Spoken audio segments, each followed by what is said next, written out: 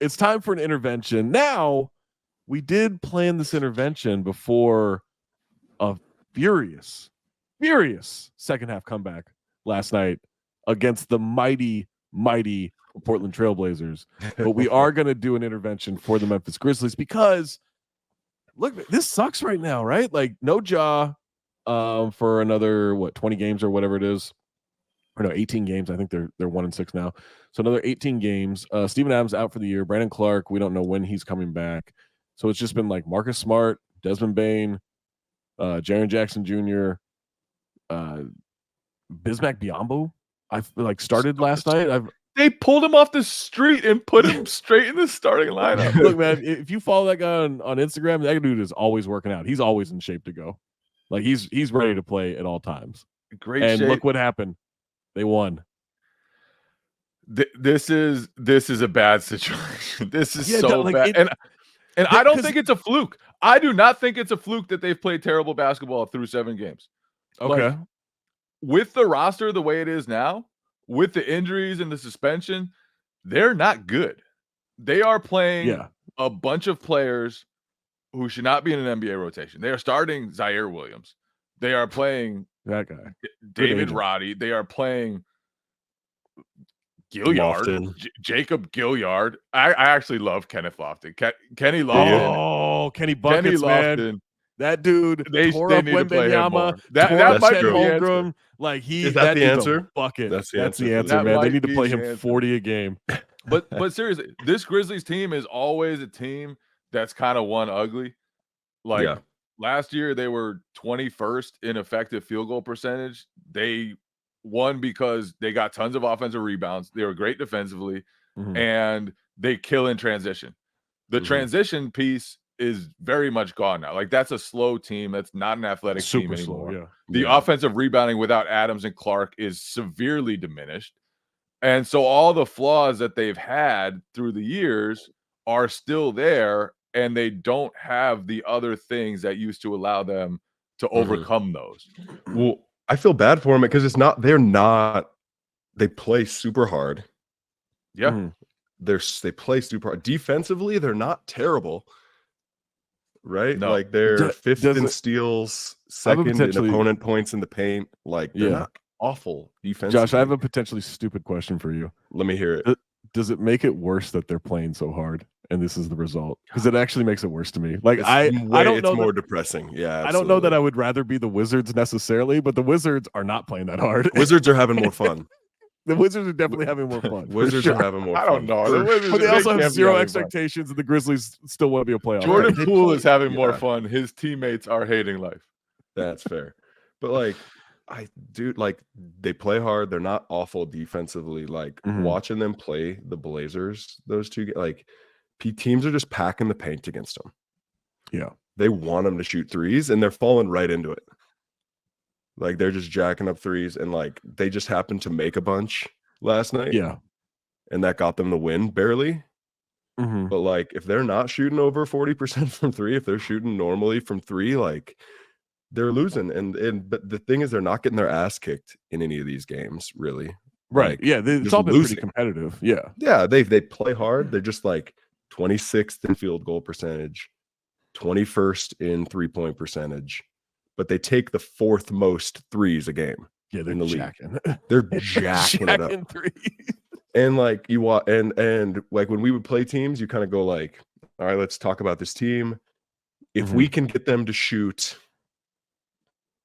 50 threes tonight, we're gonna win.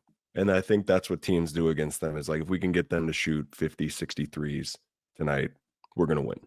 And then they do it. So what is there a solution? Like Jay, how do you think the whole like Marcus Smart experience is going with him having to run the team? Is obviously a lot different than running point for Jason Tatum and Jaylen Brown. But like what is it simply like we just have to try to survive 18 more games and then Ja will be back and he's hopefully still dynamic enough that it's going to inject adrenaline into our team and we'll be back to more normal stuff on the basketball court. That's assuming that they haven't dug themselves, too big of a hole at that point because the West is so crazy. Yeah, I mean, he'll fix a lot of the issues, or at least he'll paper over a lot of the issues just Yeah. by being so dynamic. Like, you watch it's just a lifeless offense. Like, there's just not a lot they can get to break you down, to force you to put 2 on the ball, to get you into rotations. Yeah. It's just a very low-powered offense, and I think the smart thing has gone okay. He's had some pretty bad turnovers, but if you look at the efficiency, he's been fine. You look at Desmond Bane's been great. Jaren Yeah. Jackson stats-wise has been great. To me, the bigger issue is that this roster has lost a ton of talent. Like, beyond the injuries, the suspension for Ja, they lost DeAnthony Melton, just let him go. They lost Kyle Anderson, just let him go. They lost Dylan Brooks, and I know everyone hates Dylan Brooks, but he's much better. If the alternative is Zaire Williams, then it's yeah, and so that's what people failed to realize last year when everyone was crapping on Dylan Brooks. He is their better alternative, and so it's just I don't think this is a good roster the way it's currently constructed, and then some of their issues are just exacerbated, like Jaren Jackson, right? He's never really learned how to play the 5 as well. Like, that's just not his best position. He's been better at 4 because he's not a great rebounder. He's not super physical. He fouls all the time. And so putting him next to Steven Adams was a really good mix. Now they don't have that, and they're trying Bismack Biyombo. I'm not super confident that that's the answer, although that's probably like the type of formula you need. I just don't think it's the right player. So they just have a lot of problems, and when you watch them, and it's just ugly. And the West is deep. The West is dangerous, and if they dig themselves too deep a hole, they might not be able to pull themselves out of it. Should they tank? Is it too early to talk about tanking? Like, can they draft Wembanyama a year ago? I don't think it's a draft problem. If they need an injection of like real talent, and by the time Ja's back, like they might be 5-20, right? Like they might be what the Magic were after 25 games last year. Like they might just be that bad. And then at that point, if you go that down in the standings in the West this year, you have no chance of even making the play-in tournament. You have no chance. Like there's no way they'd be able to recover that. Now maybe 5-20 is extreme, but shit, they're 1-6. Like I don't know if it's that crazy to think about. So does this become a season of like long-term vision rather than no, we're competitors, we try to win every game and all that? Okay, let's say they do choose to focus on long-term vision. What does that look like? Is it just like unleashing Kenny Lofton? Is it giving Zaire Williams more than the starter minutes he's already playing? He's tapped. I'm done with Zaire. I'm done watching Zaire Williams, but give me all the Kenny Lofton that we can get. I think they just need to build it around Kenny Lofton moving forward. Just feed him. Hey man, worked for under 17 Team USA, didn't it? He's seemed to work just fine. Wembanyama had no chance. There's no fix. There's no fix in season other than maybe Ja can be that good and lift him. I think this is a free agency fix. I mean, as you guys mentioned, the roster's a mess. Yeah, I don't think you can fix this in the draft. Yeah.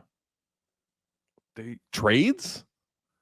Should they start unloading somebody? I don't know. Who I guess who has the trade value to get a player they need that they're willing to get rid of? I mean, maybe you move Marcus Smart for 2 guys. I don't know. I don't know if that's even doable. Could you move him to a contender for 2 guys to just try to build out? What about? I do love the Robert Williams idea for the Grizzlies. Yeah, he could be gettable. He's in Portland, and he would just bring energy. He would bring athleticism.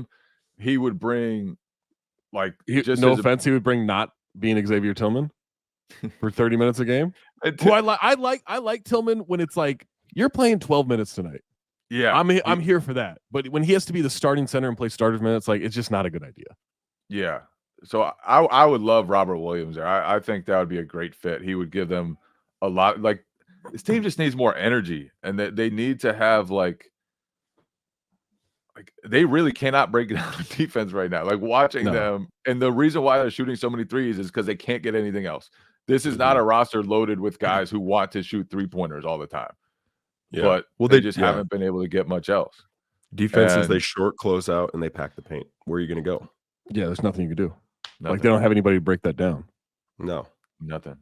They don't force you in, like you said, they don't force you into making decisions early in the shot clock, right? Like I mean, no one's getting into the middle of the middle of the floor, and now someone's got to collapse. Back. Right. When Ja gets back, right? That's a guy who pushes in transition, gets downhill, forces teams to rotate. But do they have the shooters then to then punish them for sinking in on Ja attacking the paint? Do we think Ja's going to come back with a jump shot? Like a legit outside jump shot? Did you just ask if we think Ja's going to come back shooting? Nope. I asked jump shot. Shooting or making? Making. 3-point shot. Because here's what I'm thinking about is, remember when Julius Randle had like 6 years in between playing games for the Knicks, and he came back, because of the pandemic and everything, came back, and all of a sudden he was like a 40% 3-point shooter because he had 9 months to work on his jump shot. I'm just wondering if Ja Morant has something similar in him.